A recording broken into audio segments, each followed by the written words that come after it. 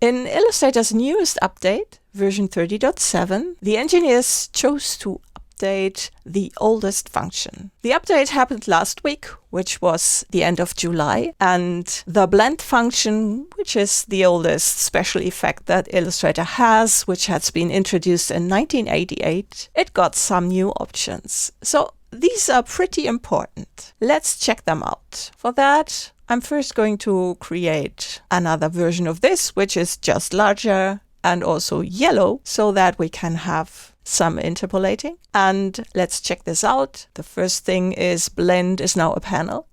You find that in Window, Blend. You can also pop up the blend panel by double-clicking the blend tool. As a panel, it can now stay open all the time while you're working on it. So in order to now make the blend, you can still use the shortcut like you used to, or you can just hit make. Let's just do that. Now Illustrator defaults to a smooth blend here. And this means it calculates how many steps are needed to get a smooth interpolation between the colors. So smooth is all about the colors. Most of the time this produces a couple hundred steps, which are too many. So I want to have fewer. Let's set this to steps. And you can now just use the slider or use the arrow down or just type in how many you want. So I'm going to type in 8. That's how many I want. And there you see that should be even, but it's not. And that's because Illustrator calculates the distance based on the center of the objects. And it should just consider the spacing. Just like when you're doing a line and you distribute spacing in order to make this look even.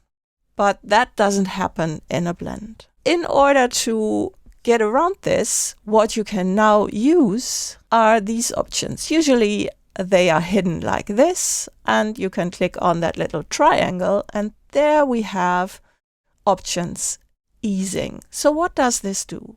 It's set to ease in by default, and when you move that slider, then you see it moves further to the right. That's not what I want. So let's go in here and use ease out. And then you see we're getting to something that shows a better distance. Like that. We can also do something similar on the appearance. So effects, colors, and whatnot. You can shift that as well. So you see when I do that, the red goes further to the right, or the other way around, the yellow goes further to the left, which is nice. They are both separate. So you can control the easing separate from the appearance. And there are also these settings, so let's take a look at them as well. You see what they do. They push that to both sides, which might be interesting when you go from small to large to small again, and then you can use that. Or the opposite, which clumps them in the center. Let's go to our ease out again and make it like this. Of course, this is also interesting in this situation here. And you also see this line here, which is actually an object. That is the blend spine. So when we want to switch the blend spine and replace that, of course, we can use the replace spine command, but you can make that easier by just doing it like this.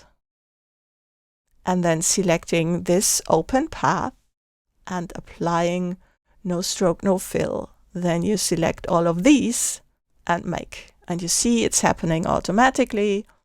We can use this here and then again the ease out. I'm going to increase the number of them.